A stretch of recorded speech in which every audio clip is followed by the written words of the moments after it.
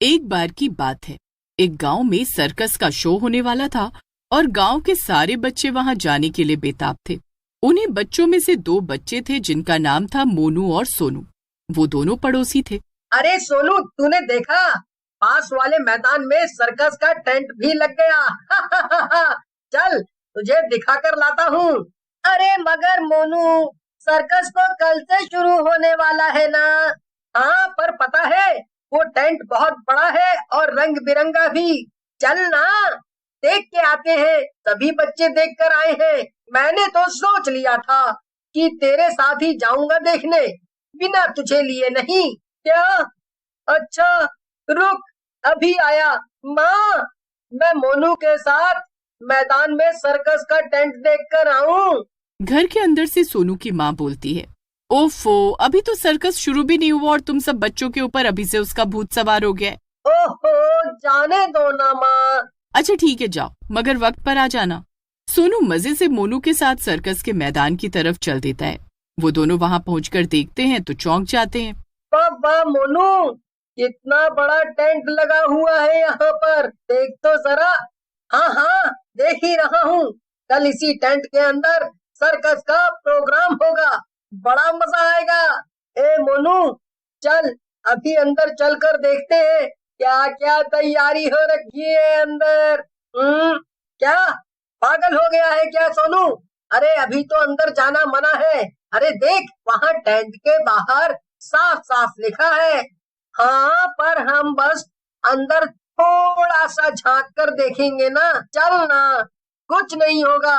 मोनू मना करता है, मगर सोनू उसे जबरदस्ती टेंट के बाहर तक ले जाता है। चल आजा मोनू, और बिल्कुल शोर नहीं करना। धीरे धीरे आराम से मेरे पीछे आना। अच्छा ठीक है, मगर जल्दी से देखकर हम वापस बाहर आ जाएंगे, ठीक है? हाँ हाँ ठीक है, अब चल भी। सोनू टेंट के अंदर घुस जाता है। मोनू फुसफुसाते हुए कहता है, वाह सोनू, यहाँ पर कितनी सारी कुर्सियाँ लगी हुई हैं, और देख वो बीचों बीच कितना बड़ा मंच लगा हुआ है। लगता है वहीं पर वो जोकर हमें तरह तरह के खेल दिखाएगा।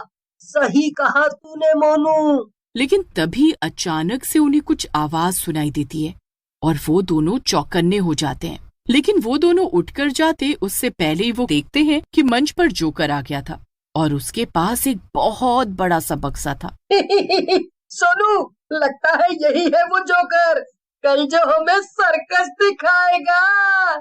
सही कहा तूने मोनू, इसके कपड़े तो देख कितने मजेदार हैं, और इसकी लाल लाल नाक। पर तभी वो जोकर एक भूतिया जोकर में बदल जाता है। इसके बाद वो जोर जोर से हंसने लगता है और उसकी हंसी सुनकर मोनू सोनू डर जाते हैं, क्योंकि जोकर बहुत ही डरावनी हंसी हंस रहा था। हुई हुई। बस कल तक का और इंतजार, फिर आएगा ना मजा। कल आएंगे गांव के सारे बच्चे मेरा सर्कस देखने, और फिर मैं बना लूंगा उन सबको अपने खिलौने। ये भूतिया जोकर आखिर क्या बोल रहा है? मुझे भी कुछ समझ नहीं आ रहा सोनू। तभी जोकर दोबारा कहता है,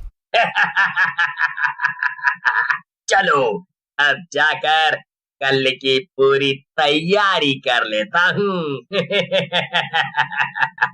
भूतिया जोकर अपने पुराने रूप में आ जाता है और सर्कस से गायब हो जाता है। और जैसे ही सोनू मोनू खुद को अकेला पाते हैं, वो आव देखते हैं न ताव और सीधा सर्कस के बाहर भागते हैं। वो दोनों चैन की सांस लेते हैं। आखिर ये सब क्या था मोनू?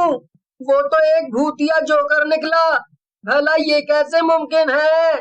सही में मोनू, यानी कि ये सर्कस एक भूतिया जोकर का है, और अगर वहाँ पर गांव के बच्चे गए तो वो जोकर उन सब के साथ कुछ कर देगा। हाँ मोनू, तो तू समझ गया ना हमें क्या करना है? हाँ, बहुत अच्छे से सोनू। हमें कल घर में ही चुपचाप बैठना है और बाहर बिल्कुल भी नहीं निकलना। क्या?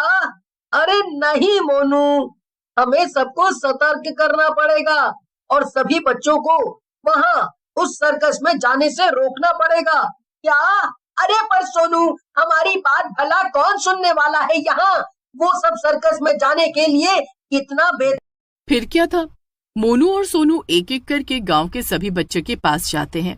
क्या ये क्या कह रहे हो तुम सोनू मोनू? क्या सच में? फिर तो हम सबको घर पर ही रहना चाहिए। एक एक करके सभी बच्चे घर पर रुकने को मान जाते हैं। ये देखकर मोनू सोनू भी राहत की सांस लेते हैं।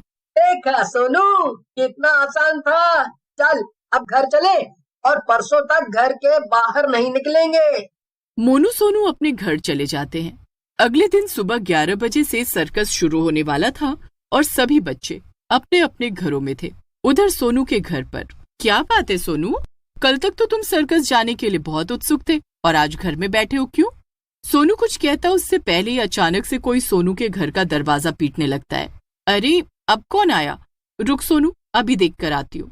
सोनू की माँ जैसे ही दरवाजा खोलती है, वो देखती है कि बाहर वही जोकर खड़ा था। मैं आपको मेरे सर्कस का न्योता देने आया हूँ और सोनू को लेकर जरूर आइएगा। और अचानक से सोनू की माँ जैसे उस जोकर के वश में हो जाती है। ठीक है, मैं अभी सोनू को सर्कस लेकर जाती हूँ। जोकर वहां से चला जाता है। सोनू, सोनू चलो, हमें सर्कस जाना है अभी के अभी। क्या? नहीं, वहाँ पर वो भूतिया जोकर है, मुझे वहाँ नहीं जाना। चुपचाप मेरे साथ चल, वरना अच्छा नहीं होगा।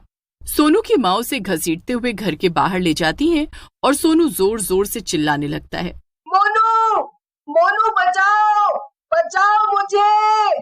लेकिन तभी वो देखता है कि मोनू की मम्मी भी उसे घर के बाहर खींचकर सर्कस की तरफ ले जा रही थी। तभी सोनू मोनू देखते हैं कि सारे ही माता पिता अपने बच्चों को जबरदस्ती सर्कस ले जा रहे थे और ऐसा लग रहा था कि वो सब होश में नहीं है। सोनू और मोनू की मम्मियाँ भी उन्हें सर्कस ले जाती हैं। मोनू, ये सब क्या हो रहा है? हमारी मम्मियों को क्या हो गया आखिर? ये सब हमें क्यों ले आई यहाँ पर? जरूर ये सब उस भूतिया जोकर ने ही किया है सोनू। अब तो हमारा खेल खत्म। अब क्या होगा? क्या हम सब मारे जाएंगे? नहीं मोनू, तू डर मत। सबसे पहले तो हमें अपनी मम्मियों को ठीक करना होगा। मगर कैसे? ना तो वो हमें यहाँ से बाहर जाने देंगी, ना कुछ और करने देंगी। सोनू मोनू कुछ और कहते उससे पहले स्टेज पर वो जोकर दोबारा आ जाता है और इस बार उसने अपना भूतिया अवतार ले रखा था। उसके बड़े बड़े हाथ थे और उसकी आंखों से खून बह रहा था। सभी बच्चे उसे देखकर बेहद डर जाते हैं। बचाओ, बचाओ, भूतिया जोकर, बचाओ। अब जो कोई भी पहले चिल्लाएगा उसे मैं बना दूंगा एक जादुई खिलौना। ये सुनकर सभी बच्चे चुप हो जाते हैं। तभी जोकर चुटकी बजाता है और उसका वही बड़ा बक्सा वापस स्टेज पर आ जाता है। जोकर आगे बैठे कुछ बच्चों को अपने पास बुला लेता है और डरते डरते स्टेज पर चले जाते हैं। वो भूतिया जोकर अपने हाथों से कुछ जादू करता है और वो सभी बच्चे बॉल में बदल जाते हैं। ये देखकर सभी बच्चों के साथ साथ सोनू मोनू भी बहुत डर जाते हैं। इसके बाद वो जोकर अपने बक्से को खोलता है और बॉल को उसमें डाल देता है। जोकर सोनू मोनू की तरफ देखकर इशारा करता है। वो सोनू मोनू और उनके बगल में बैठे दो बच्चों को स्टेज पर बुला लेता है। सोनू और मोनू उन दोनों बच्चों के साथ स्टेज पर पहुंच जाते हैं। पहले जोकर बाकी दोनों बच्चों के ऊपर जादू करता है और उन्हें साइकिल के एक टायर में बदल देता है, लेकिन मोनू का ध्यान सिर्फ उसके बक्से पर था। थोड़ी देर में जोकर रुक जाता है और अपना बक्सा खोलकर उस टायर को बक्से में डालकर बंद कर देता है। जैसे ही सोनू और मोनू की बारी आती है, लेकिन जोकर कुछ कहता उससे पहले ही मोनू सोनू को इशारा करता है और जल्दी से जाकर वो बक्सा खोल देता है। सोनू इशारा समझ जाता है और जल्दी से जोकर को बक्से के अंदर डाल देता है। जैसे ही बक्सा बंद होता है, सारे माता पिता वापस से होश में आ जाते हैं और सारे बच्चे राहत की सांस लेते हैं। आखिर ये सब हो क्या रहा है? अरे मम्मी, आज तो मैं खिलौना बनते बनते बचा। मगर बाकी के बच्चे, उनका क्या हुआ? आंटी, हम उन बच्चों को तो नहीं बचा पाए। उस जोकर ने कहा था जो भी उसके जादुई बक्से में जाता है वो वापस कभी बाहर नहीं आ पाएगा, इसीलिए हमने उसे अंदर ही धकेल दिया और अब वो बक्से में कैद हो गया है। सभी लोग इस बात से दुखी हो जाते हैं, लेकिन जोकर हमेशा के लिए चला गया ये सोचकर वो लोग राहत की सांस भी लेते हैं और फिर दोबारा वहाँ कभी भी सर्कस नहीं लगता।